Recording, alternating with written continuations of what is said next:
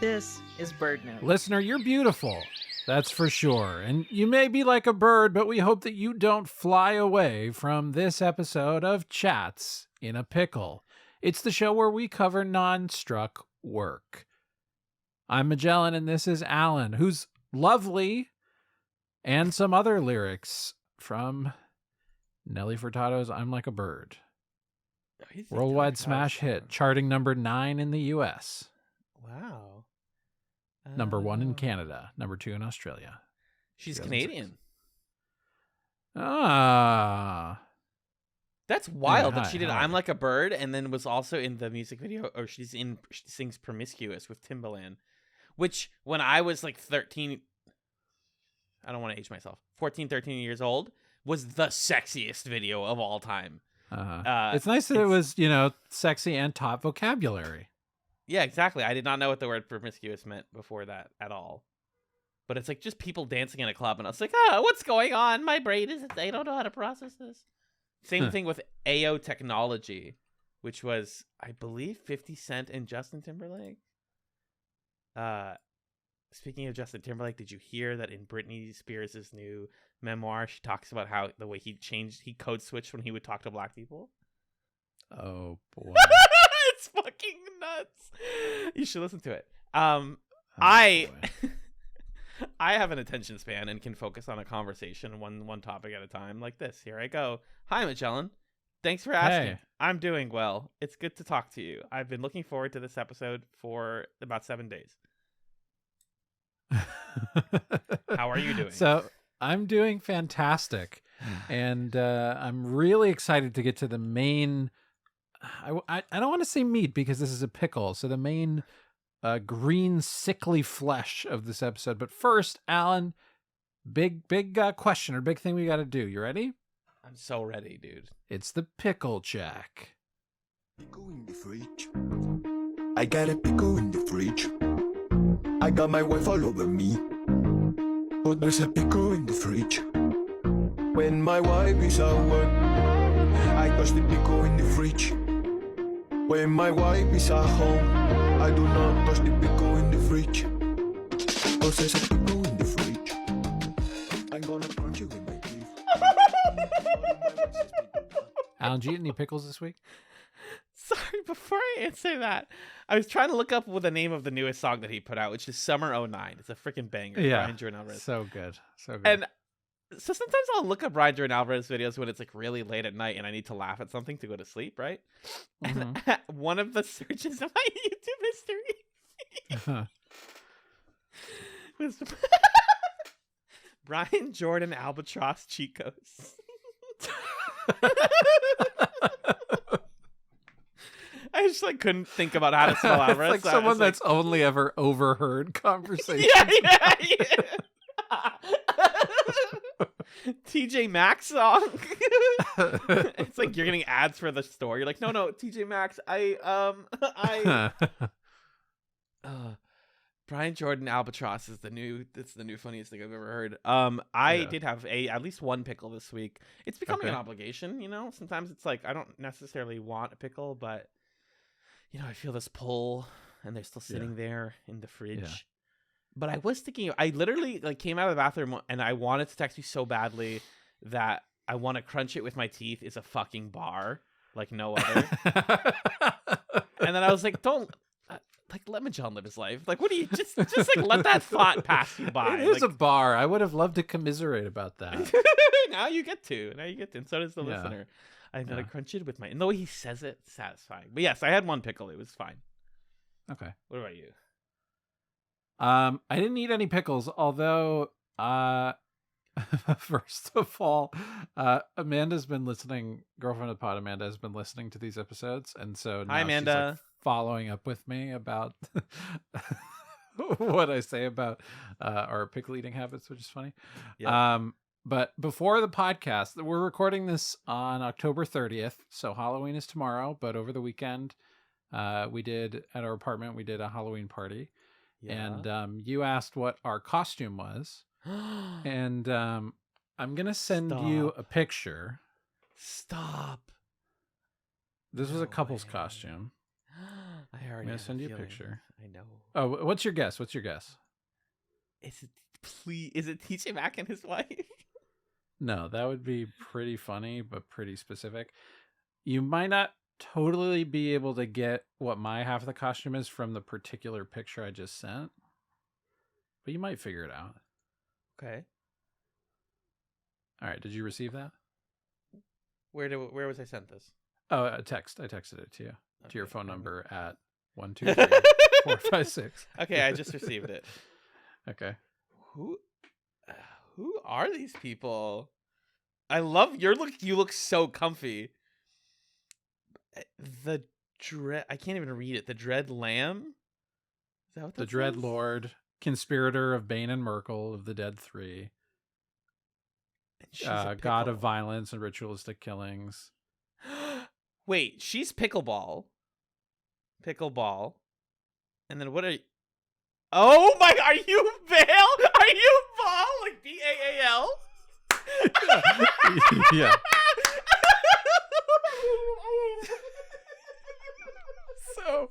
So we both, our couple costume together was Pickleball. Amanda's wearing a pickle costume and has a pickleball racket and a ball. And then I'm Ball, Lord of Murder of the Forgotten Realms, made famous by the Baldur's Gate series of video games. And I have a pickleball paddle that I taped a bone knife to. So it's a paddle on one side, knife on the other side. And I've got my evil robes and stuff. I saw this tweet format this week that was like, I hate gay Halloween. Why are you like the dog from Air Bud in the background of one scene? So this is, I hate gay Halloween. Why are you Pickleball? That's high level. Did anybody get it? Did people have the same moment that I just had? On the other side of the paper in the picture, it says Ball, Lord of Murder. So I gave you like the hard version of figuring it out. But people didn't get it without that aid, which makes sense. Yeah. But for the people who were in on it and knew who Ball was and were able to piece it together without being directly told, they were like, okay, that's pretty good. That's pretty fun. I love it. And then there are some people where it's like, wait, so what are you? And I hold up the thing. I'm like, I'm Ball, Lord of Murder. And they're like, okay, but what does that mean? Like, who is that? Am I supposed to know what that is? Pickleball. I think some people also pronounce that as Bale. Even if somebody got what you are, they wouldn't get the joke right away. But yeah, that's incredible. That's really incredible. Pickleball. Damn, that's like 7 layers of relevant, honestly. To Chatz in a Pickle. Exactly. That's right. Speaking of, let's talk about my pickle for this week, yeah? Yeah, I'd love to crunch your pickle with my teeth, respectfully. So sorry, Amanda. Amanda, I don't take it like that. Respectfully. So this is actually a triple pickle. This is a triple, as we would call it. And I want to talk about these things in the following order. All of them are bird related. I'm realizing there's kind of a daisy chain thing where last week it was like Edgar Allan Poe, the Raven. Okay, yeah, now we're thinking birds, right? So we're going to fly on into November or something with a 3-part episode about bird related stuff. So I want to go the Bird Note Daily podcast. We each listened to about a week's worth of its episodes, right? You did that? Yes. Oh, I listened to over a week's worth, but yes. Okay, great. Then I want to talk about the Merlin Bird ID app and our experiences with it. Yeah. And then I want to talk about the bird documentaries playlist experience that we both had as the third part. Does that sound good? That sounds perfect. Okay. And there's going to be a home game for this episode for the listener. I want you to go get the Merlin Bird ID app, and I want you to have it ready to identify by sound ID. This is the Cornell Labs. This is from their ornithology thing. So like this is some real stuff that it can do. And to kind of break up the different segments, I'm going to play different bird sounds, and whoever can be the first to DM me the names of all the birds represented in this episode, you're going to feel really good about that. The You're fact that you did it first. You're going to get a free pickle. You're... Asterisk. Chatz cannot provide free pickles to the listener who wins this challenge. Yeah, I don't know about that. Okay, so here we go. This is the first bird sound to indicate that we are beginning the first segment. You ready? Mm-hmm. You hear that? I do. I think I know that one. Okay. That's a low ball. That's a low ball for all our listeners there. So again, have a chat open to me, a DM, Discord DM open to me with your responses. Okay, so let's talk about the first thing we did, which is we listened to about a week's worth of episodes of Bird Note Daily. Now, Bird Note Daily is as the name would describe, a daily podcast that I believe is affiliated with NPR. And essentially, it is a podcast where they share so usually it's facts and things that are bird related, and that are meant to be informative, but also really meant to be these kind of sonic landscapes that involve bird calls and other sorts of things. So it's kind of educational, but it's also kind of meditative.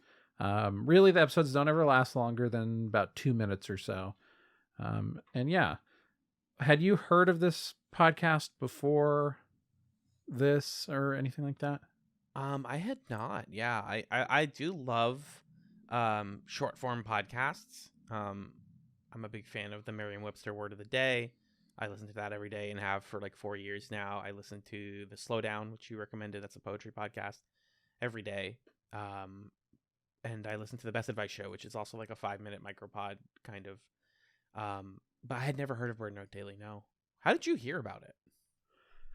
I don't remember how I heard about it. Also, I don't actually know if it's associated with NPR. I think I may have made that up. But I was not able to find much about this podcast when I was Googling it, which is interesting. That's why I'm like, how did you find it? It airs on, I think, terrestrial radio on an NPR affiliate, maybe. And then it gets distributed online as a podcast. But it's a Seattle-based show. Anyway, it's produced by the Seattle Audubon Society, a chapter of the National Audubon Society. Gotcha. Yeah, I don't remember, maybe it was suggested to me by my podcast app or something, or I'd kind of searched for short podcasts. I don't know. I've for a long time had a sort of side fascination with birds. One of my favorite things ever, historical little curiosities, is when I was in college in the special collections at the library. I was in a history class where they took us to the special collections, and they showed us one of Audubon's original, whatever the book was called, Birds of the Americas or something like that. It's this big book with these early sketches of birds in America at the time and stuff like that. I just really like. When I was a kid, I loved watching animal documentaries and things like that. So for whatever reason, either I sought this out or the algorithm figured that out about me. And so I've been meaning to listen to it for a while, but hadn't prior to this point. So this was a good excuse to do that. Gotcha. What did you think about Bird Note Daily? How does it stack up to those other daily micro podcast experiences for you? Yeah, I actually took some brief notes on it, but it's definitely going in my rotation. So the website, birdnote.org, describes it as a 2-minute radio show celebrating the amazing lives of birds. They actually have 3 bird podcasts on here. They have Bird Note Daily. They have Bring Birds Back, which is about the joy of birds and how we can help them. And Threatened, which is such a scary title. And that's about protecting birds and the places that we love. Fascinating. And so that being said, Bird Note Daily is a respite from the news. It's just When I wake up, the first things I think about are like an interesting word, a poem I've never heard before, and a bird I've never thought about. And a lot of my time with this experience that you kind of crafted for us this week has been like letting my mind go to think about things like birds and bird calls and bird habitats instead of the other things that my mind tends to gravitate towards. And that's been super relaxing. I mean, like, to be specific, like, I listen to Merriam-Webster while I'm getting out of bed. I listen to the poetry one when I'm brushing my teeth, and I listen to BirdNut when I'm walking to the bus. So like, yeah, it's literally my like 2-minute walk to the bus stop podcast, and it has been for this whole week. And it's really charming. It's really well produced. Like, it's an audio soundscape for 2 minutes. It jumps right into it. It's just like, hey, Bird Note Daily, you ever think about how birds look like caterpillars? Here's why. You're like, whoa, I didn't think about that. Good morning. Welcome to the world. And there's so many topics. I keep thinking like there can't be this many topics, and I scroll back and back and back and back, and there's just so many. Some of them came up even in the footage that we watched, the documentary footage that we watched, but like birds are freaking cool, and there's so many different kinds that I even struggle to believe these are all in the same species, you know? Like the fact that a hummingbird and a dodo are even in the same species is like confusing to me, or that a peacock and a hawk are in the same species. I'm like, they're probably not the same species, but sorry, what's the word I'm looking for? I don't know. Genus. It's been a while. No, genus is too small still. I think it's like order probably, or something like that. Anyway, we learned this in a class at one point. But like, that they're all in I know the same. King Philip came over for good sex. That's all I know. That's all I need to know, baby. I mean, like, that they're in the same. There's a word I'm thinking of. I have in my head. I can't think of. But they're in the same like category. Let's say that. Yeah. It's just so interesting to me. Like, there's an episode called "The Birds of Yoga." You know, talking about like pigeons, crow pose, eagle pose. Yeah. Which is like about yoga and also like why we name things after birds. And then like just a couple days earlier, we're talking about crows and Kentucky warblers and why do hummingbirds eat what they eat. And I'm like, the fact that these are all under the same umbrella of birds is so interesting because they're very different, like thematic concepts. Yeah. Class, I think, is the word we were looking for. They're in the same class. What did you think of Bird Note Daily? Yeah, just to kind of continue on what you were saying there. What surprised me about it, I also really loved it, and it's like, okay, this is going to be a daily experience for me. Because like you were saying, it's this very surprisingly immersive experience because it really plays with stereo audio, and it's not just like they play a bird sound, they're bringing other sounds into the soundscape. There was one of these episodes that was like I think it was the Surfing with Scoters one, where they like play a Beach Boys song at the beginning and then they bring in these wave sounds and the bird calls and stuff. So they really try to situate you in a place if that's, you know, what's relevant to the story that they're trying to tell about the bird. And so separate from some of these other micro podcasts, at least that I'm familiar with, I'm sure there are many micro podcasts that are like produced in this way. But separate from the ones that I've listened to, like Merriam-Webster Word of the Day or The Slowdown or things like that, this is a storytelling podcast. And so each of the episodes sucks you in and also has an element of surprise to it that's exciting. Because the nice thing about something like The Daily or Merriam-Webster Word of the Day or The Slowdown is there's a rhythm to each of those episodes. You know exactly how it's going to be structured. You know what to expect. You know that Peter Sokolowski is going to give you the definition, give you, in a sentence, the etymology of it, and then he's going to tell you to go to the website and whatever. And you can kind of set your watch to that podcast. But with this one, you have no idea what's coming in Bird Note Daily. You don't know from what direction they're gonna hit you, And yeah, like you pointed out the Birds of Yoga one, but when that one came up in my head, I was like, oh my God, they can do infinite bird note dailies. They can do Yeah. so many of these because you've got like different types of birds, different ways that birds have evolved, different activities that birds engage in, different ways that human beings think about birds.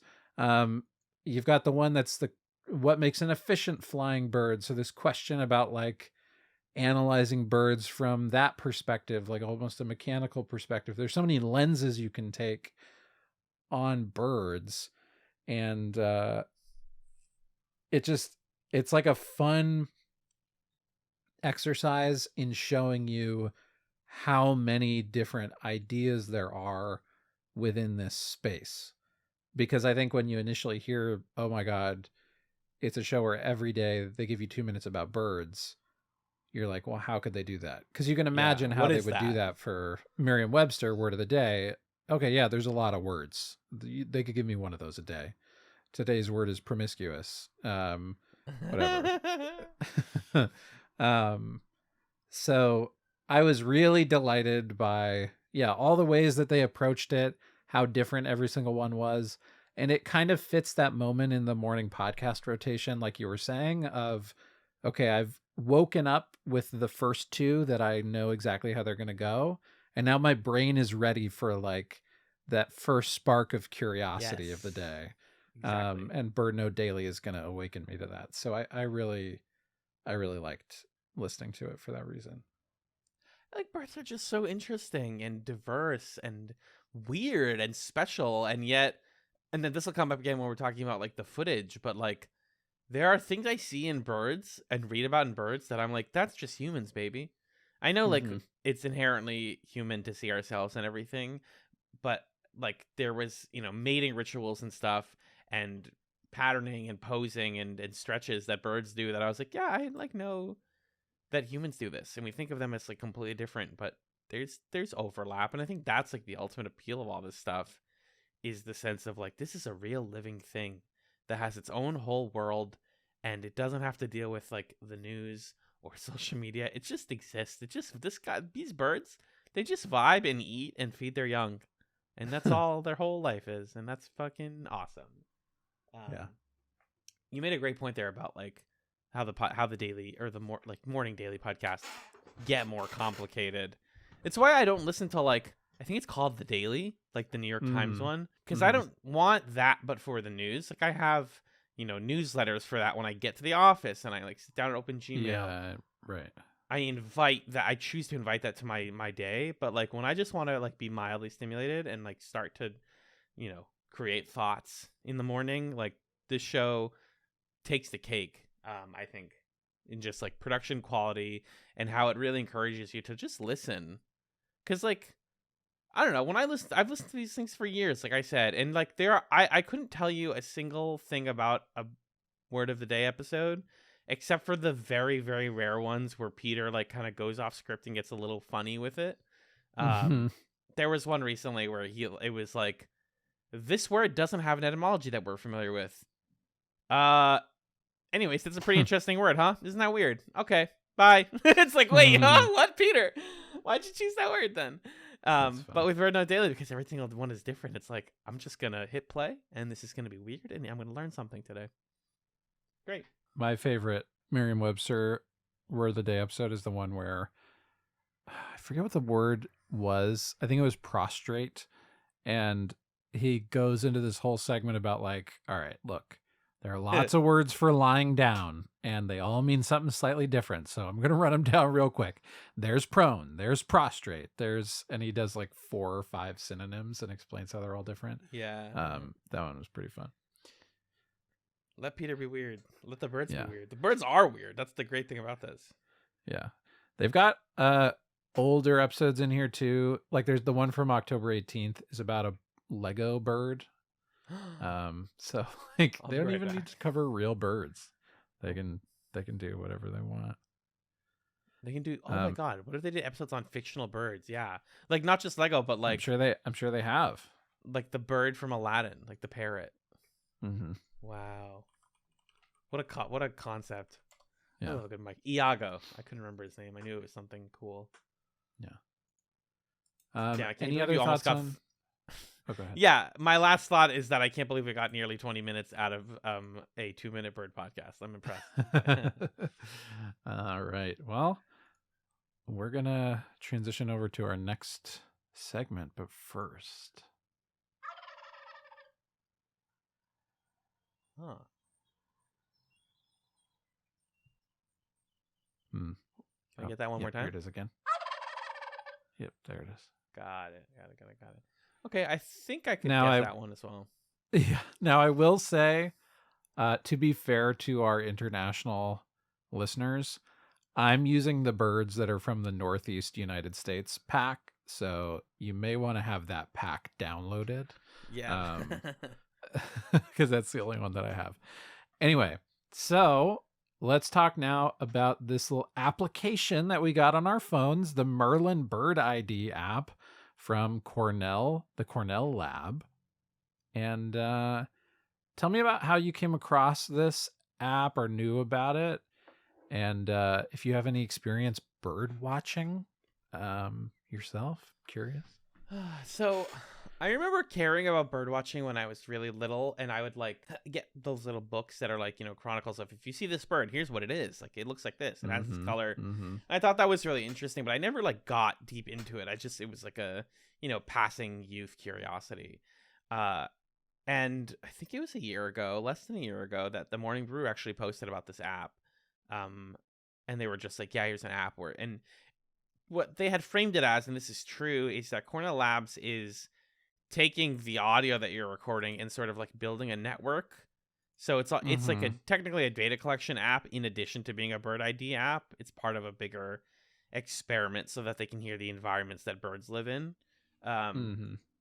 Which to me makes it feel not like an invasion of privacy because it's entirely opt-in, but it's more like you are participating in research and getting information out of it, which I think in the context of like why people download apps like this is pretty cool. And feels equitable, because I don't think you could give an app away like this completely for free and just be like, all right, you guys get a thing and we get nothing out of it. It's like, no, I think Cornell gets value out of the stuff that you're recording. Cornell Labs does, I mean. And you get to feel like a gosh dang Pokemon master collecting bird sounds. So I had not used it. I think I used it a little bit, but I'm on an older phone right now, and my biggest issue with this phone, and the reason I ordered a new one, was space. So you have to download the audio packs for the app to work. If you record a bird sound without the audio pack, it'll never know what it is. I tested that on this most recent adventure. It's like they don't have a single sound in there unless you download the pack, and just the Northeast United States is a gigabyte. So I had to like delete a bunch of stuff on my phone. Point is, just the sense that like what this really did for me, it's not just like, oh, I recorded stuff and I caught it, I found a bunch of birds and it felt like being a Pokemon master. It made me realize that birds are everywhere.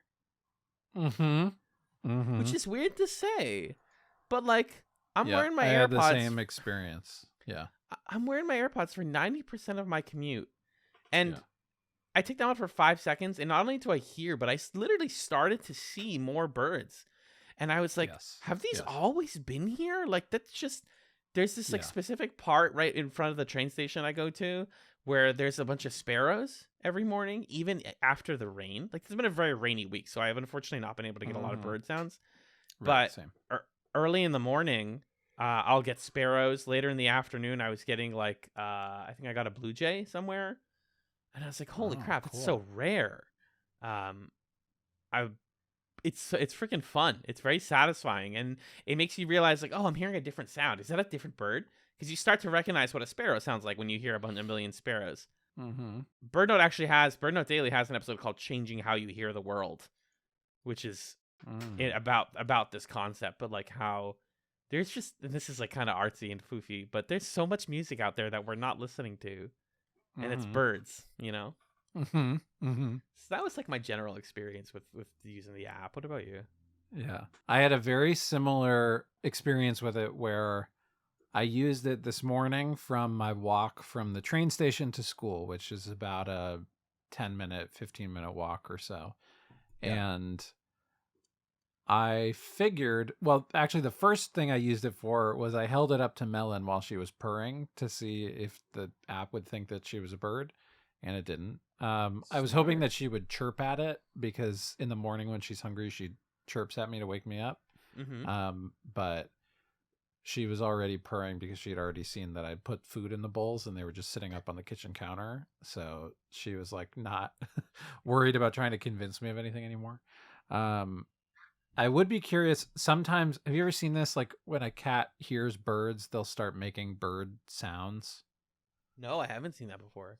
It's like really creepy. I wish there was a way to induce that so that I could see how the app reacts to that, but I'm not sure how I would do that.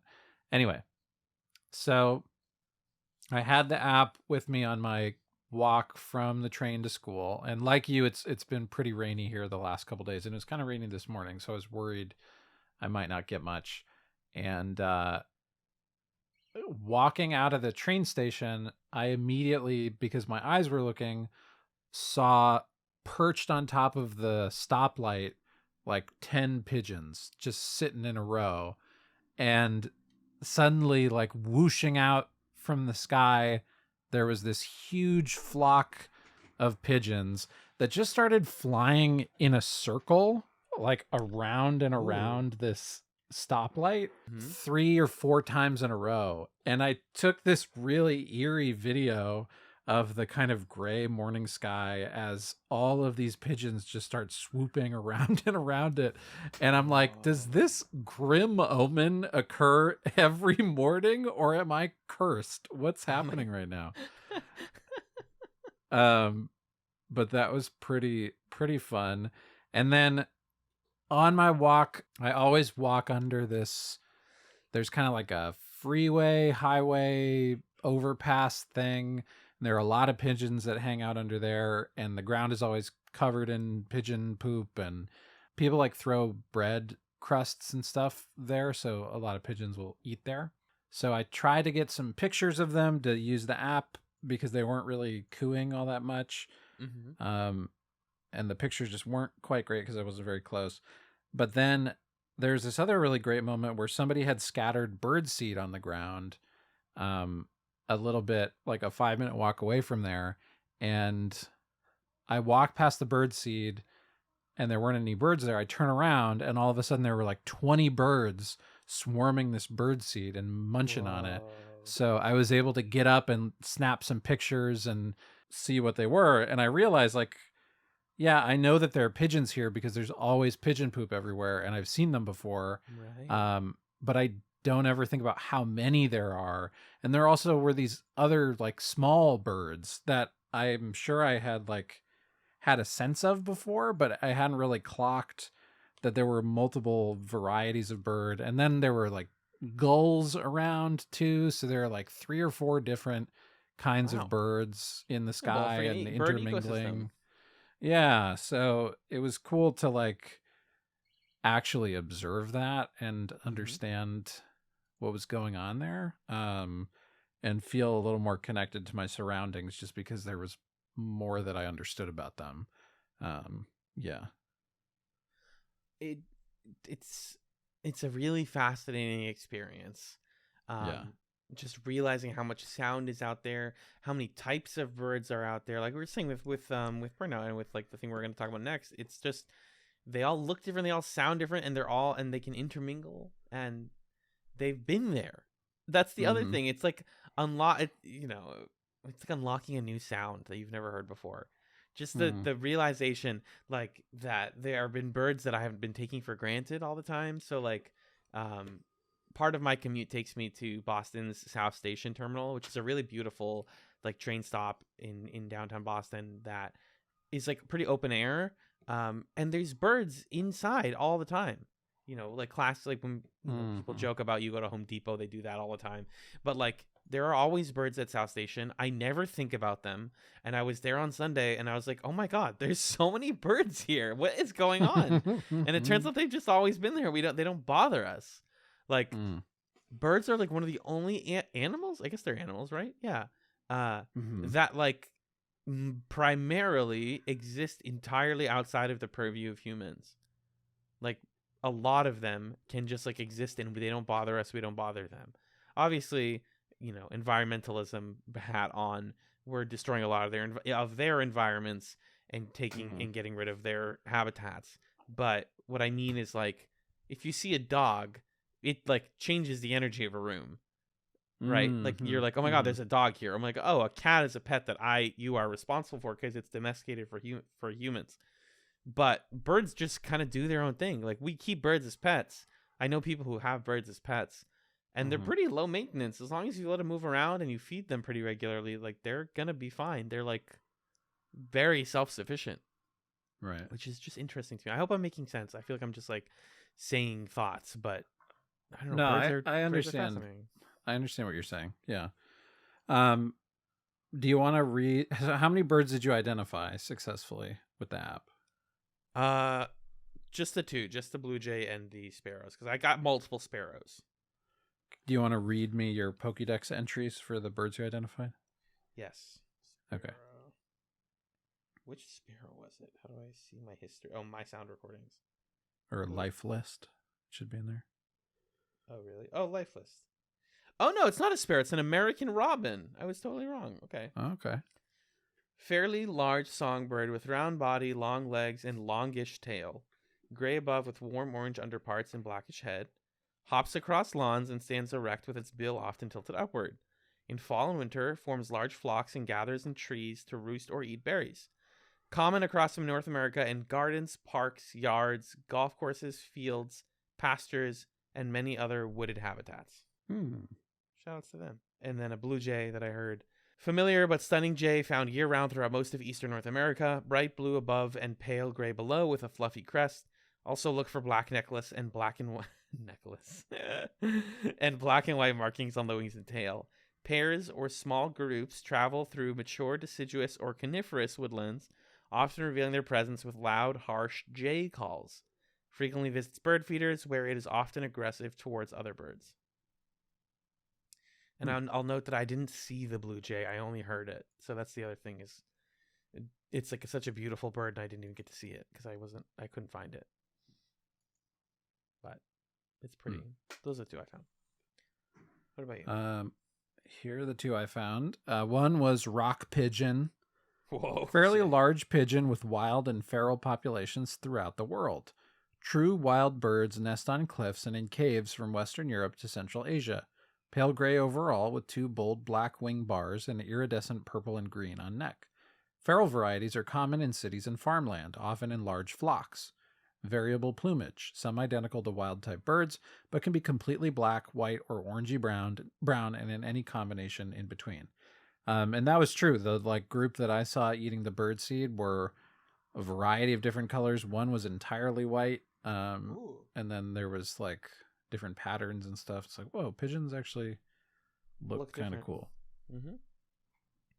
And then the little birds that I saw were called dark-eyed juncos. So they call me unique sparrow with incredible variation between populations, generally patterned with gray, white, and shades of tan. All have pinkish bills and white outer tail feathers. Juveniles are streaky. Breeds in a variety of forested habitats, especially with conifers. Found in any wooded habitat in the winter, often in flocks. Usually forages on the ground for seeds, but also fond of brushy thickets or weedy fields. Visits feeders. Subspecies include slate-colored, widespread, Oregon, West, pink-sided in the Rockies, gray-headed, Rockies and southwest U.S. to Mexico, red-backed, central Arizona and New Mexico, and white-winged. Breeds in Black Hills, winters mainly Colorado. So yeah, those were the two that I found. The dark-eyed junco is funny because when I play Pokemon and I'm like, whoa, there's different variants of the bird types. That's probably based on something in real life. And then you see it and you're like, whoa, the Oregon junco is so different than the slate-colored one. That's the same bird. Are you kidding me? Cool. And it's like, yeah, that's how evolution works. They look different. Yeah. I just like that they like to match the aesthetic of the place that they're in. That's funny. Yeah. Yeah. Any final thoughts on Merlin Bird Idea before we do our last segment? No, I'm definitely keeping this app though because I want to quote unquote catch more birds. Yeah, me too. It's really fun. I'm curious about it. I don't. This is not a sponsored endorsement. It's just a cool app that I heard about and have been playing with for a few days now. Yeah. All right, let's transition to our last big segment. I'm looking forward to this one.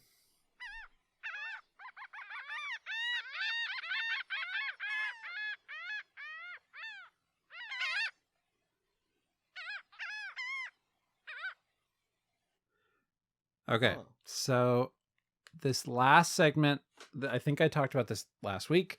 This is something that I invented somehow in my sophomore year of college. This was kind of around the time that I was like a little lonelier, maybe experiencing some depression, maybe experiencing the effects of some undiagnosed ADHD and executive functioning disorder type stuff. And like all of that was happening my sophomore year of college. And this experience was like a very soothing thing for me and helped me to feel centered and able to confront a lot of the tasks and things that I had to do at the time. I called it bird documentaries was sort of my shorthand for it. And at the time, I specifically was watching a series of documentaries that I'm not going to name by name, but it was, what's his face? David the guy at David Attenborough. So, big ups to him. I watched this clip of a talk that he gave, by the way, the other day, where he was saying that 70% of the world's birds are domesticated by humans. Whoa. Most of them are chickens. Oh. Yeah, which is kind of wild to think about. Truly. Anyway, so I would watch those documentaries, I'd put them on mute, and I would play music, and I would just kind of see if stuff lined up. And there were like 10 episodes in that docuseries, and I went through them all, and I did that with them. And I would watch some of them with people who lived in my suite with me, or I think I did this with Arthur, and so he brought it up in the Discord as like a thing we could do on one of these episodes. And he was actually the inspiration for this episode, reminding me of that. So thank you, Arthur. Thanks, Arthur. But yeah. So I found a documentary for us to watch that I won't, again, name by name for it might be struck work reasons. It's kind of a gray area, so let's just avoid it. And Alan, you constructed a playlist, and I constructed a playlist, and we watched on the thing. same documentary. Yeah.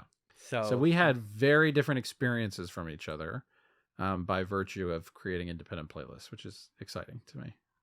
Indeed. And I'm so curious.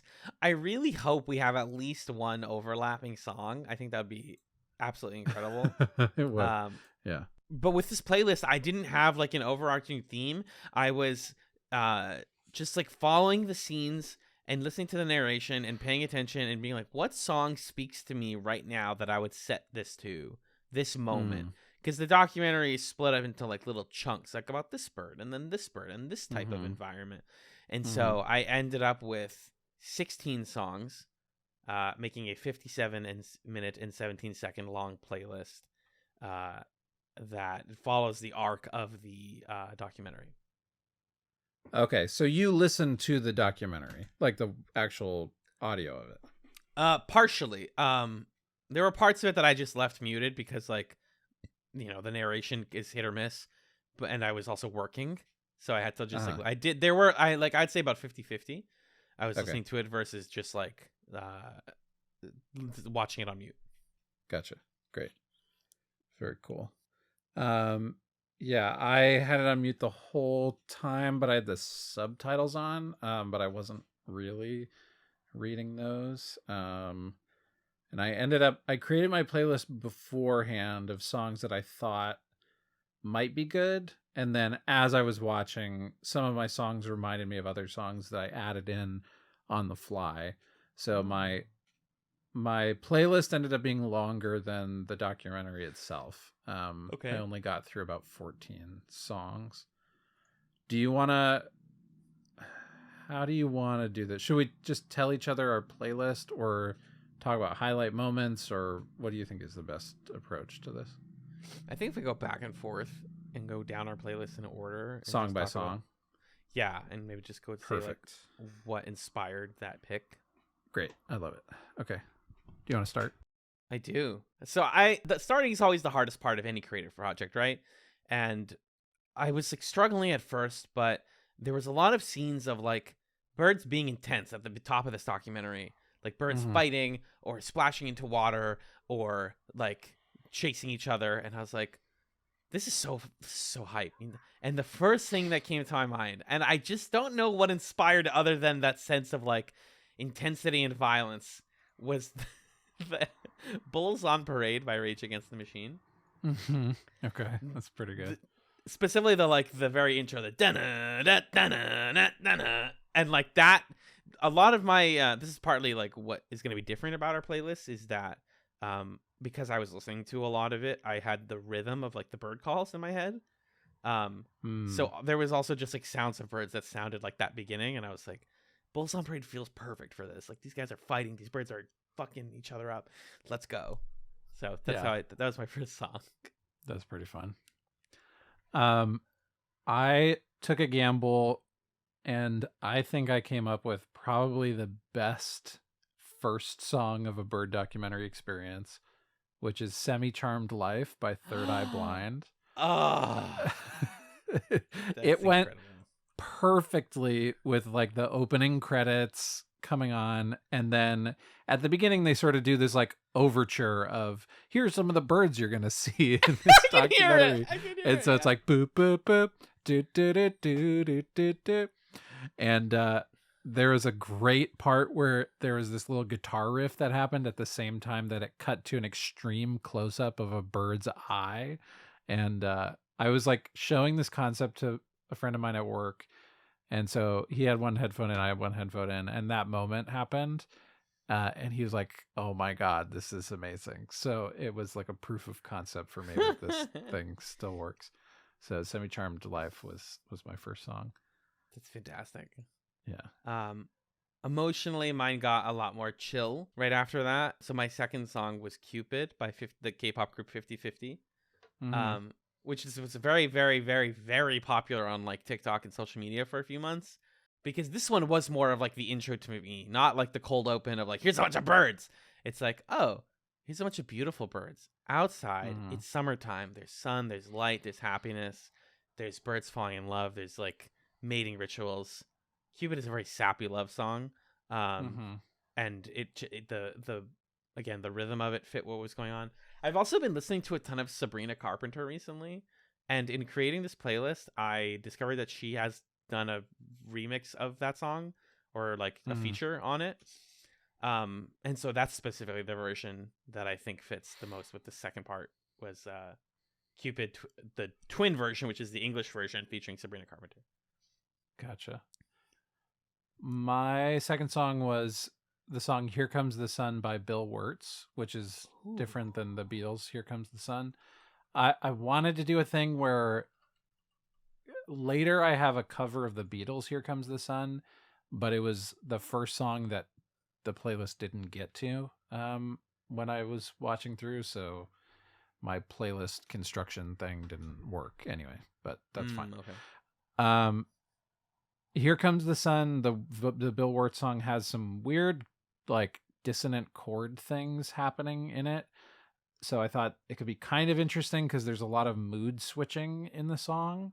And it sort of worked because, like you were saying, there was some conflict between the birds, and then there's like, we're building a nest together for our young, and there was a metaphor there, but it was a little too messy to work. So I don't know that it's a great bird documentary song, but it's worth a try. I forgot how good that song is. I'm listening to it right now. Yeah. I wish I could just play all these songs for people under us talking. That's not a Stark Work thing. That's a copyright thing. You want my third song? Yeah, what do you got? I went hard in the paint, dude. I'm like Amari Stoudemire or come on, think of one more basketball player, Alan. You can do it. Just think of any other basketball player. LeBron James. I'm like LeBron James. I put my third song is "Bald" by JPEG Mafia. Okay. So he played this song live when I saw him in concert, and it's not only a very hype and loud song that builds really well, but it's giving Apex Predator. And there was like footage of a bald eagle. Yeah. And a bald eagle like soaring and like going down, and it was like, oh, the bald eagle like descends and can see from very far away, and I was like, let's go. And this song fits weirdly. Watch any footage of a bald eagle while listening to "Bald" by JPEG Mafia, and you'll be like, oh, sure. It hits. It's also just a great song. It samples Ridge Racer 4 R4 Ridge Racer 4, which is incredible. That sounds pretty fun. With my third song, I started to get into songs where my suspicion is that the secret to a great bird documentary song is synthesizers. Or that's like one potential avenue. Another potential avenue is just like an up-tempo, catchy song. Yes. So I tried "On Melancholy Hill," the Gorillaz song, because I figured the boop boop boop boop boop boop boop boop like that part could be fun.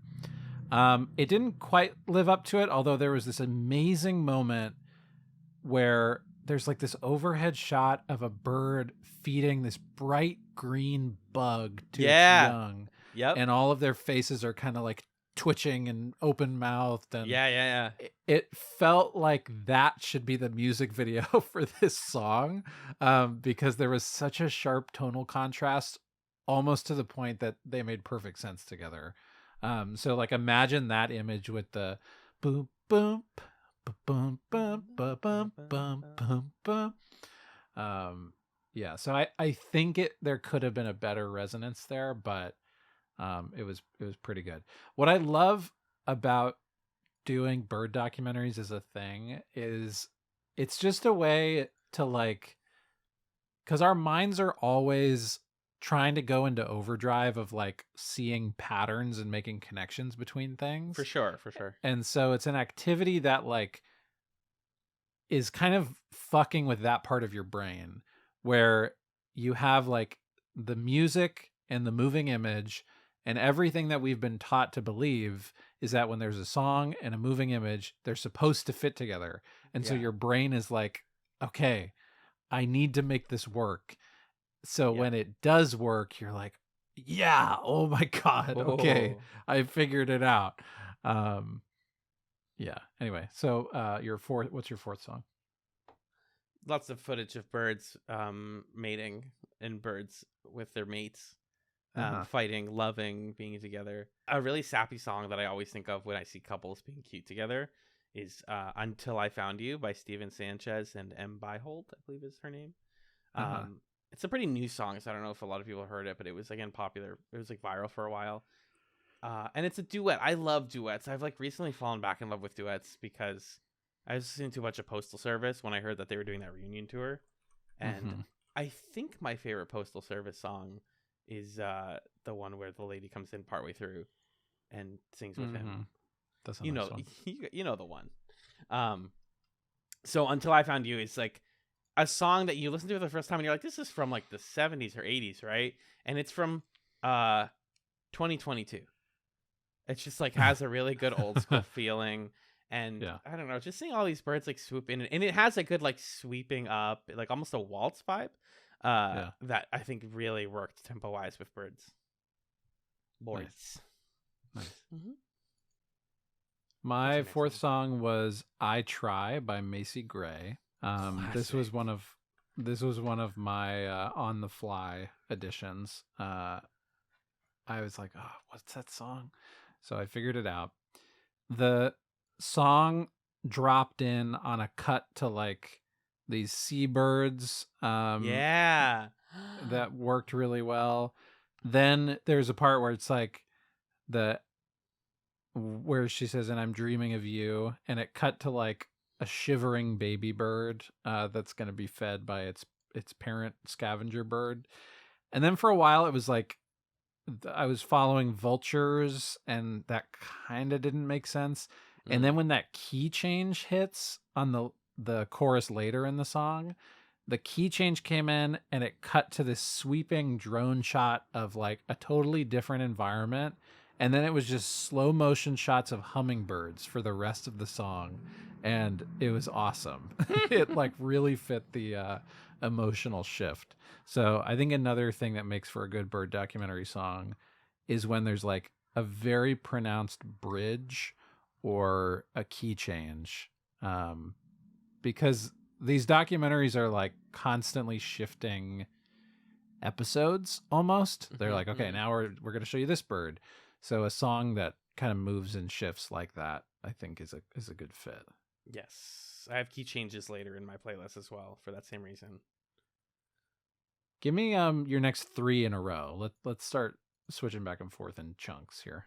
Sure. Karma Chameleon, Culture Club. Nice. Good choice. Good choice. This was more an energy thing, and also I think there was a very colorful couple of birds that absolutely my first thought was Boy George. It was like 80s colored birds. I was like, damn, this feels like Boy George. And then Karma Chameleon was the only song that could come to my head. So there's that one. Honey and I by Haim. I got back into Haim recently when I moved out because they were like the moving into my new apartment playlist for a while. And this is simple, but there was a segment about birds that eat bees.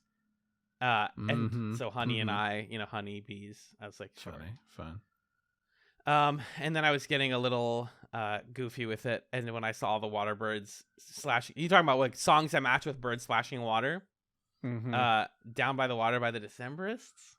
Oh, it's like kind of sick, especially after the intro. Yeah, I let that song play out all the way when I was watching it. I was like, first of all, incredible song, but also it fit really well. Nice, that's great. Thank you. Okay, my next 3, I did "Why Can't I," the Liz Phair song from the soundtrack of a movie that we watched once that I'm not going to name. And this one overlapped with a lot of like bird on bird murder. Or like why can't I breathe? And there's like a bird swooping on top of another, or there's like an owl hunting a mouse in the snow. So it's like didn't quite make sense. Then I did a song called "So Hot You're Hurting My Feelings." Caroline Polachek. I freaking love that song. Sorry.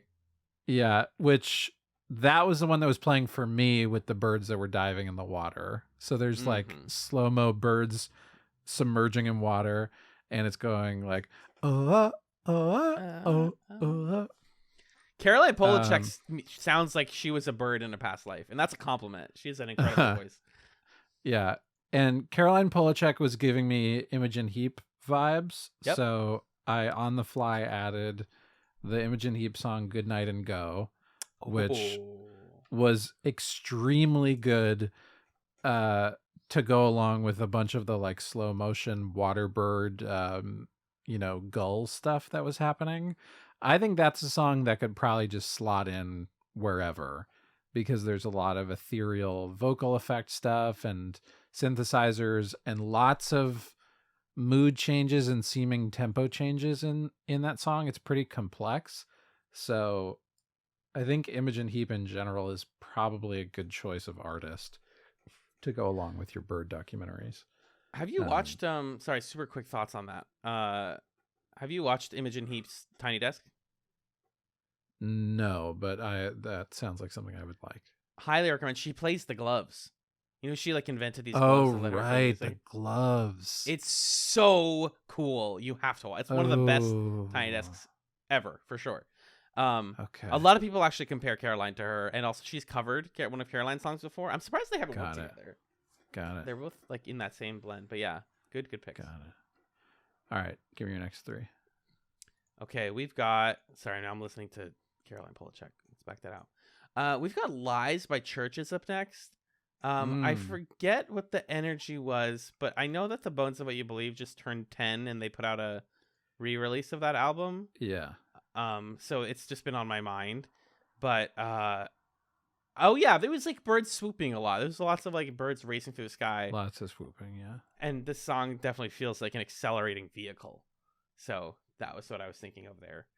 God, some of these I'm just like, Alan, I know why you picked that. You could have put a little bit more thought into that. And I, not that I apologize, but like, this is the playlist I made, you know? I'm not going to apologize for my art. Don't Lose Sight by Lawrence. Ooh, good choice. I knew you would say that, and that was half the reason I picked it. The other half was because I'm so embarrassed.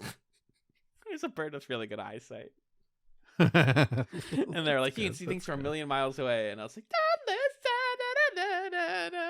it felt right. It felt right. Oh, and then my third one there was actually We Are Young by Fun. Okay. But not for the reason you think. So my favorite thing about We Are Young is the first like 8 seconds of it, right? The give me a second eye, because he's asking for a second eyeball. Boof. There was a bunch of footage of young birds like fighting for food and like eating worms to the exact rhythm of the drums at the beginning of We Are Young. And I was like, they are young and they're doing it to the beat. It was like it was like supernaturally perfect. Sure, yeah. So it's like a very basic song choice, but it felt exactly right for the moment of the documentary that I was watching. Okay. Hit me with your next three. This was another on the fly edition, Call Your Girlfriend by Robin. Oh, one of my faves. And the best thing about this was the most intellectually satisfying serendipity for me, was this song coincided with the part where there were different birds that were like burrowing and flailing around. So there was like the bird that burrowed into the sand, and then there was the bird that was burrowing in the snow. And that kind of looked like a palette swapped version of the music video of Call Your Girlfriend. Like the part where she's on the ground dancing around, famously covered by Taran Killam in the Saturday Night Live office. So it was this weird thing where I was like, oh my God, I'm the only person who's ever going to see this happen in front of me right now. But like the bird is covering the dance from the music video for Call Your Girlfriend right now. So that's awesome. Fantastic. I love that. Yeah. My next song was Jump by Van Halen, which was really more of a nostalgia pick for me because one of the other greatest bird documentary moments that I ever had was I played the song Jump, and then in a bird documentary I was watching, it was showing these birds that are like on the rocky crags near the ocean, and when waves come in, they jump over the waves. I'm not kidding you. And I didn't like do that on purpose. It happened. Mm-hmm. So I threw Jump in here to see if I could catch lightning in a bottle twice, and it didn't happen. It didn't quite make sense with what was on the screen, which is fine. And then I did, in retrospect, I would probably not have put this one on because it didn't work super great. The song Superman, It's Not Easy, the Five for Fighting song. It was kind of funny. Song? No, it's the I Can't Stand to Fly. Oh, sure. I'm not that naive. That one. Yes. It was kind of funny because the song came on at the same time as there were these birds that were like bullying a lizard. And so it's kind of like a song from the lizard's point of view. But it was like a little too, it's risky when you pick a song that's like slow or mid-tempo, because it has to really work. Otherwise, it's kind of just dead air until you get to the next one. Well, also, I'm More Than a Bird is in the chorus, so that's why I put it in. Yeah. Okay. Gotcha. I was trying to be cheeky. He's cheeking. Yeah. It's a good song, though. It's like it is a nice song. Yeah. How many more songs did you have left? I had 4 left. I have 6 left. 6 left. Okay. Why don't you do 3? I'll do 4. You do 3, and then I'll talk about my honorary mentions. Okay. So my next one is Shadow by Carly Rae Jepsen. We had some nighttime bird footage in there briefly. I also love that song. and So my good. brain was transitioning from prepping for this podcast to prepping for the next podcast, where we're gonna kind of talk about Carly Rae Jepsen on Patreon. So, Yeah. that was partly why I picked this one. It's just like, yeah, good choice. beautiful song, beautiful song. Yeah. At this point, I'm like going for a walk and watching some of the documentary on my phone, in the rain, and birds are fighting again. There's more bird conflict. Oh no. I don't know. Regulate by Warren G and Nate Dogg comes in my head. I'm like, this is the song. And also just again the rhythm of the like dun dun dun dun dun dun dun dun dun dun dun. It's like, if you like try and do that beat with your mouth or with your head, you start to look like a bird a little bit. It felt bird like. I love that. So that's one of my favorite hip hop songs of all time. And then because I was then in a hip hop mood, I put on "Protect Your Neck" by the Wu-Tang Clan, because there was a bird that was attacking other birds' necks, and I was like, That's Alan, good. this is so corny, but do it anyways. That's good. That's good. I forgot to mention when Call Your Girlfriend was on. So it was the birds burrowing, and then it was the part where it's showing like the birds that are in the waterfall, and there's the rainbow in the waterfall, and there are all these cool shots of like the spray of the water and the birds inside the rainbow and stuff, and it was just like so gay and cool while Call Your Girlfriend is playing. So that was great. My next song was Vienna by Billy Joel, which was another like slow mid-tempo gamble, and it didn't quite hit, unfortunately, but I do think that's a song that has strong bird documentary potential if deployed at the right time. It's really hard. I believe you, but it's really hard. It's tough though.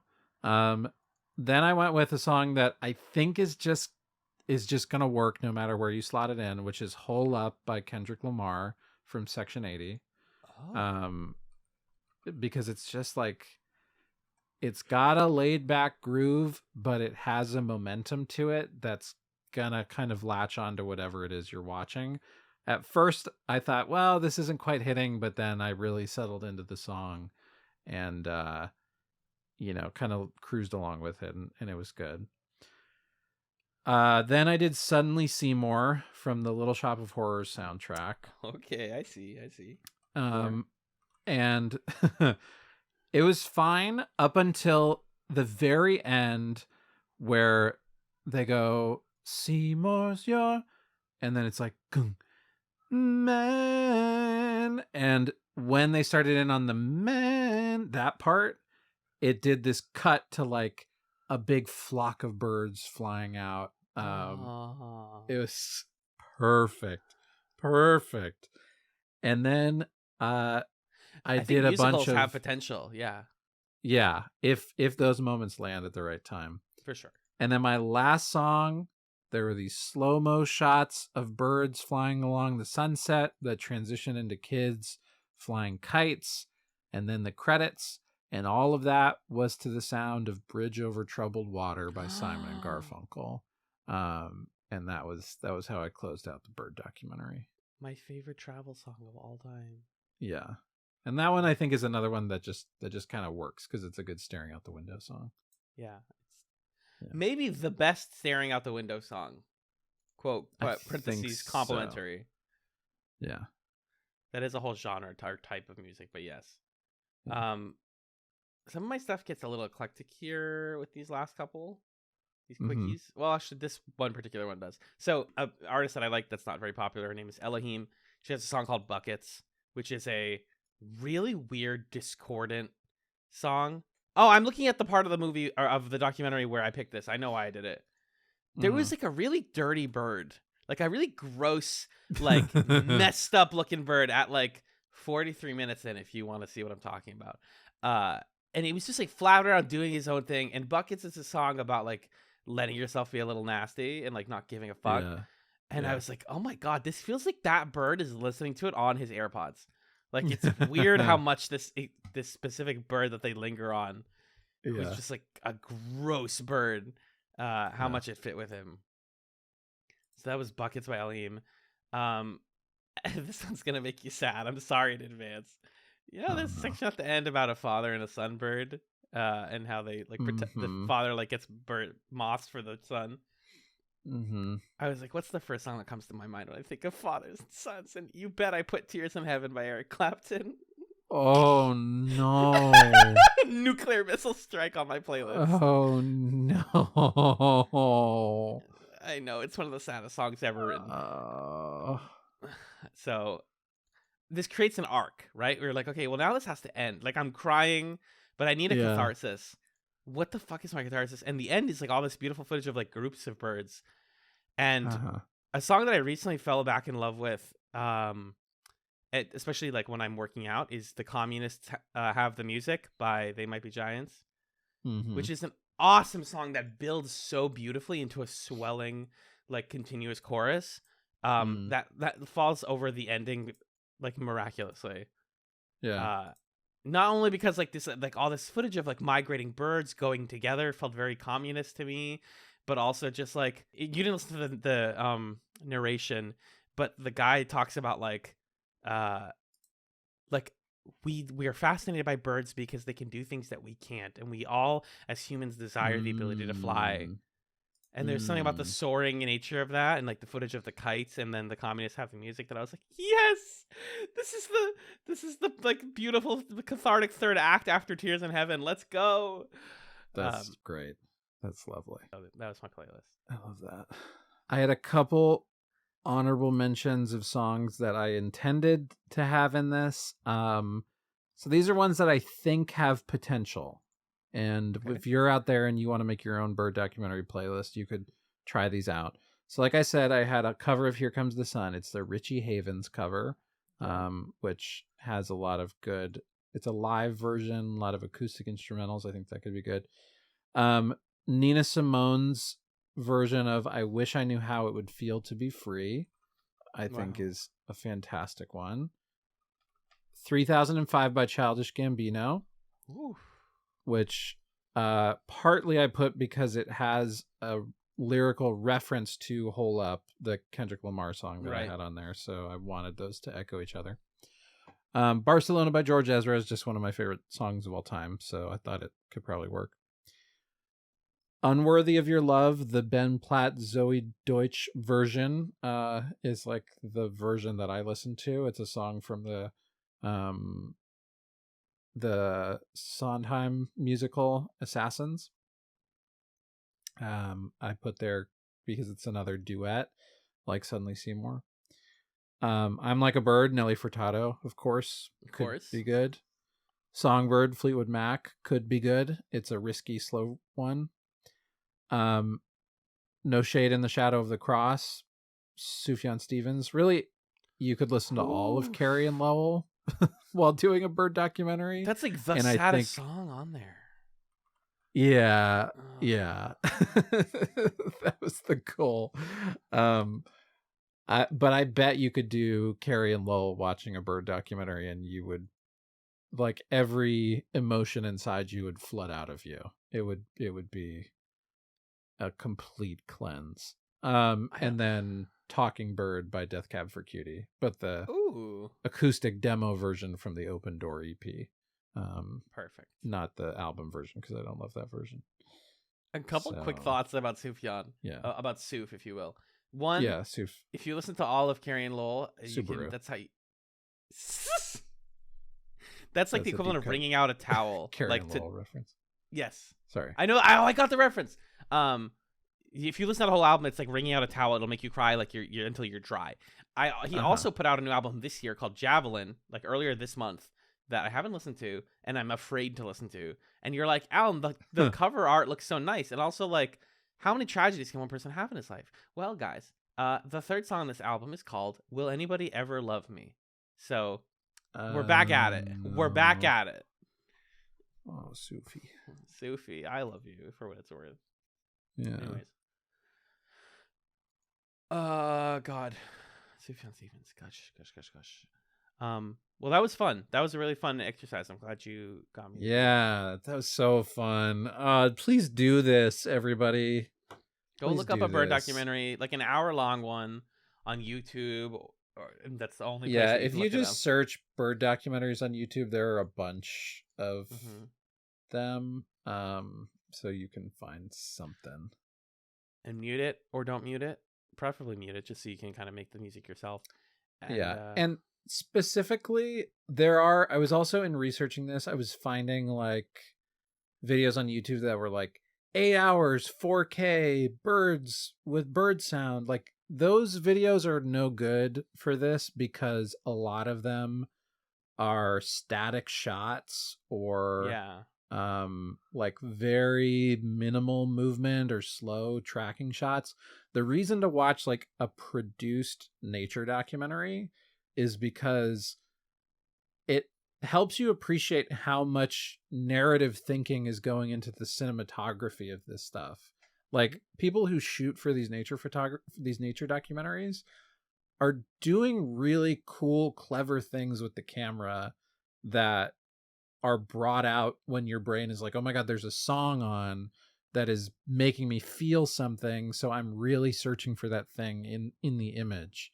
Mm-hmm. So, find something that was like produced to be watched as a film rather than someone being like, here's a, bunch of moving pictures of birds to help you relax. I don't think that would work quite as well. Yeah, the documentary also has a built-in arc. Like an editor went in and cut it to be, have an arc.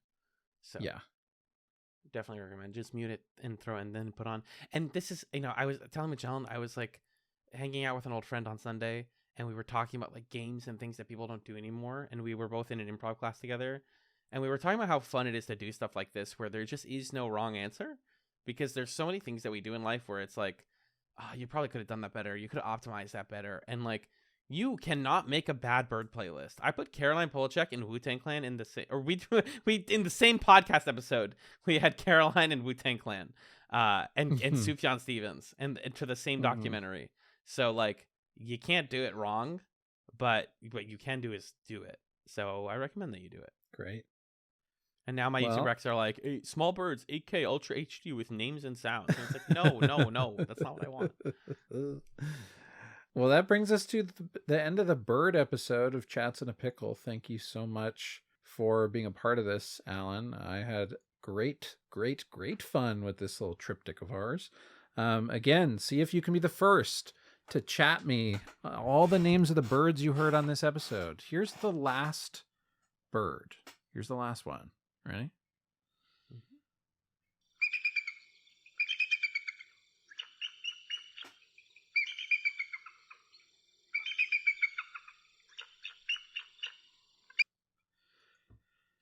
She sounds hungry at the end. Aren't we all? So next time on Chats in a Pickle, it's a listener suggestion coming from friend of the podcast and friend in real life. You're all friends in real life too. You know what I mean? This is like a person who has been my personal friend for a long time. Justin, who suggested that we play the game Venba, which is a cooking game that we should be able to find on PC or Switch. So we're going to play Venba for next week's episode and let you know what we thought. The problem with Amanda listening to the podcast is that like 2 weeks after the episode comes out, I'll get a text at 6 a.m. where she'll say, "Do you ever feel like the letter D is a stinky letter?" And I have to roll my brain back and go, when the fuck did anybody see? Oh, that's a reference to us. And then I have to say, much thoughts about D. That's really funny. Oh man, yeah, I love it. I love this weird little show that we do. And we talk about birds for an hour and a half. Yeah. Speaking of weird little shows, Alan, where else can people hear you and find you on the internet? I am on a bunch of podcasts. I'm on a bunch of stuff on scanlinemedia.com, including the Creature Quorum and the Garnet Wager, which we're recording this week. Hopefully a new episode. We're going to be covering Carmen Sandiego because the Korean game show we were watching is bad. I can also be found as the co-host of Talking Marketing, a bi-monthly marketing podcast found at amaboston.org, where we have some very, very cool plans for some in-person episodes in the near future. So check out Talking Marketing. We had somebody in the Discord recently who was like, Alan, what is the appeal of Talking Marketing to someone like me? And it's like, it's a hangout podcast that stars me. That's the answer, to be a little bit selfish. it is a marketing focused and business centric podcast. If that stuff has ever been interesting to you, not even from a like capitalism way, but just like I don't know, how do I make a company? What do I go to college for to do that? That's the kind of stuff that I always try to focus on with it. So I think that's the value of something like Talking Marketing, just to give my own little elevator pitch. Nice. But what about you, big man? You can hear me on another podcast that I do with Justin, who I just mentioned, called Super Smash Echoes, where we play video games related to the Super Smash Brothers franchise and the associated characters who show up in it. Super Smash Echoes, check it out. You can also read some of my writing on my Substack at notthatmagellan.substack.com. Check that out as well. Now it's time for us to do the plugs for our show. I'll take the plug zone this week. So if you guys have questions, comments, concerns for us, our email address is chatspod@gmail.com. We are at chatspod on Twitter /x/the hell site. We are Chatz, a television podcast on YouTube, where you can find these episodes for free on there. And you can subscribe to us for other video content and stream archives from our Twitch, which is twitch.tv/chatspod. I think we're due for a new stream, actually, now that I think about it. It seems like it's been a minute. If you like the podcast and you want to support us, we are on Apple Podcasts and Spotify, where you can rate and review us. We are on every other platform if you want to just listen and recommend us to your friends. We always can encourage folks to support the strikers right now, particularly the SAG-AFTRA actors. So we have a link to the Entertainment Fund if you want to help them out. And hey, come here, come in close. Do you want to support us financially? Do you want to give us a little bit of your money and then get content in return as part of a sort of patron and patronage relationship? Well, patreon.com/chatspot is the number one source for that. And at $1, $3, or $5 a month, you get a plethora of bonus content by supporting us.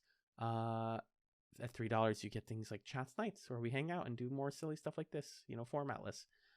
You get commentary chats where we watch movies, some of which are struck work. Don't tell anyone. And you also get pilot chats where we watched TV shows that are struck work. Please don't tell anyone. And then at $5 or more, you get all of that plus a thank you at the end of every main feed episode. And as of today, our main feed thank yous include Arthur, Emrys, Jen, Justin, Kat, Lee, Marcus, May Louise, Michael, Magellan's mom, Pat, Noel, Six, and Stefan. Thank you guys for supporting Chatz. All things Chatz can be found at chatspod.com. Our main feed art was done by Camilla. She's at Camilla Strader on the podcast platforms. And before we go, we talked to Pickle Check. We talked to the pickle itself. Now it's time for a chatsum from each of us. That is a recommendation, a bite-sized snacking piece of media or thing to do with your time between now and next week. Magellan, can you hit me with your chatsum this week, please? Yeah, I got two for you. So I'll give you one first from the Halloween party that I mentioned before. So I trotted out a few different Halloween adjacent board games that I had to have a little game room at the party. And this is a game that I bought for last year's Halloween party, but I didn't end up playing. But I did play this time around. It's called Monstrosity.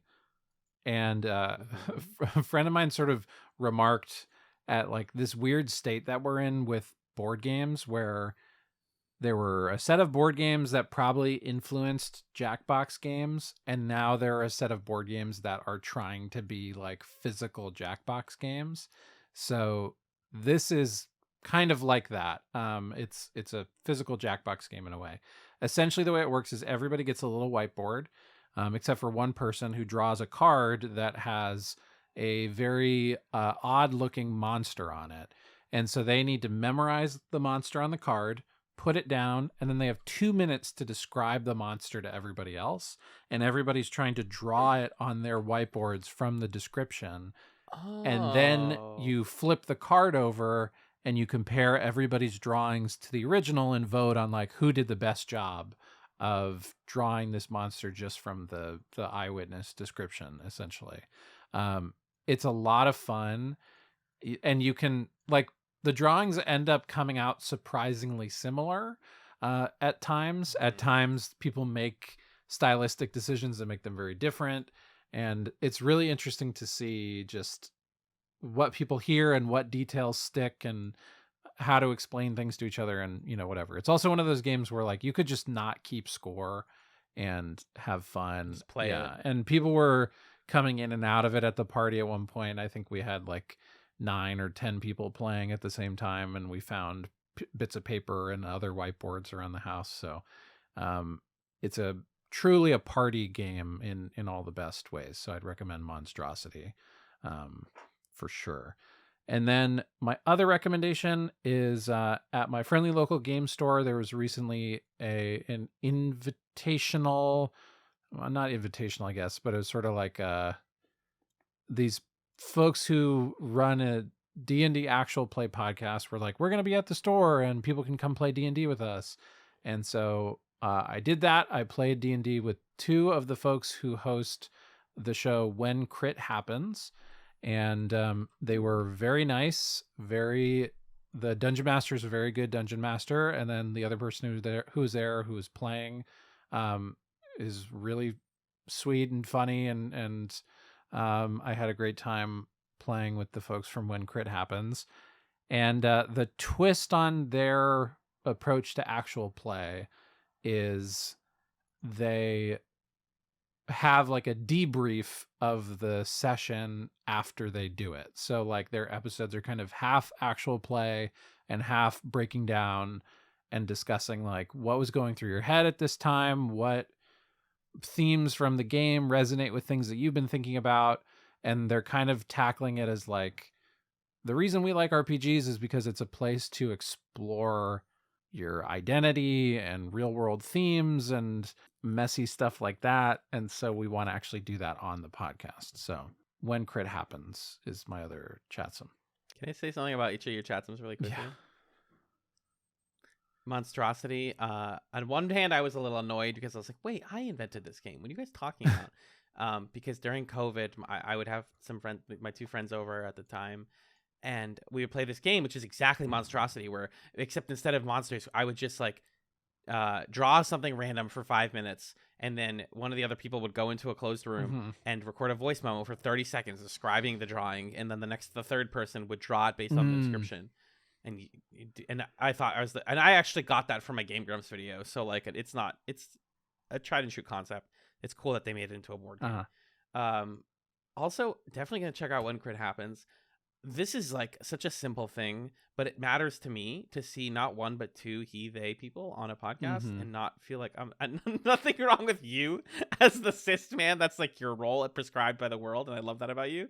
But that's wonderful that this is such a cool, diverse group of people doing this cool D&D podcast. Yeah.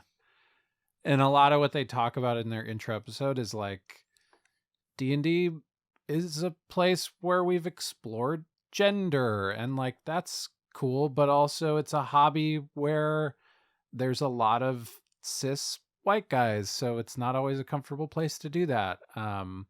So yeah, I think it's a cool podcast worth checking out. And you got to meet them. Yeah, they were really nice. Cool. I'm gonna cry. That's so cool. Anyway, what about you, Chatsum? I have one chatsum, but it's a strong one. Let's hear it. I was reminded today of one of my favorite albums of the last 10 years, which is Endless Fantasy by Anna Monoguchi. And this is part of a greater like exploration I've been having online with folks about the origins of different genres of music, and like how a lot of modern pop music, like hyper pop and stuff like 100 Gex and whatnot, stems from a specific like extended friend group living in Brooklyn, New York, actually. Like in the late 2000s, early 2010s. Learning that people like Danny Brown, Das Racist, Caroline Polachek, Childish Gambino were all at some point working together and like doing music together, and then they all branched out and did their own things. Felt like discovering the origin of fire or something. Because so much of that has like branched out into other stuff, and Anna Monoguchi was like in some of those scenes, you know, doing pioneering chiptunes, which someone described to me as the thing that turned into hyperpop. So like you don't really have 100 Gex without having chiptunes, even though those feel really different. They come from the same place of like, you know, computer sounds that sound like music. And Endless Fantasy is definitely a sort of like crucial touch point to all of that. I was obsessed with this album in summer of 2013. I like kickstarted it, I love that video where they sent a pizza into space and all that stuff they did for their campaign. And I listened to it today, and it holds up so well. Like Prom Night, the best song on that album. Such a good song. It's a song that you don't hear that song today. That is a distinctly 2013 ass song if you listen to it. Like production, lyrics, etc. Great song, great album. If you haven't listened to it and you want a sort of like Rosetta Stone for where a lot of that genre of pop music and electronic music came from, check out Endless Fantasy by Anmanaguchi. Nice. You ever like put yourself out there emotionally and like with things that matter to you, and it like feels both thrilling and terrifying at the same time? Sometimes that's what podcasting feels like for me. Definitely. Anyways, thanks, John, for bringing me on this bird adventure with you. This was very, very fun. Thanks for beaking it up with me. Oh, get beaked. Get beaked. Thanks for being the swallow to my tit, because we're both gross names for normal birds. Both birds. I'm talking about birds. And thank you guys so much for listening to Chatz in a Pickle. Goodbye. Bye. Pickle. Goodbye. Bye. Pickle. Goodbye. Bye. Pickle. Goodbye. Bye. Pickle. Goodbye. Bye. Pickle. Goodbye. Bye. Pickle. Goodbye.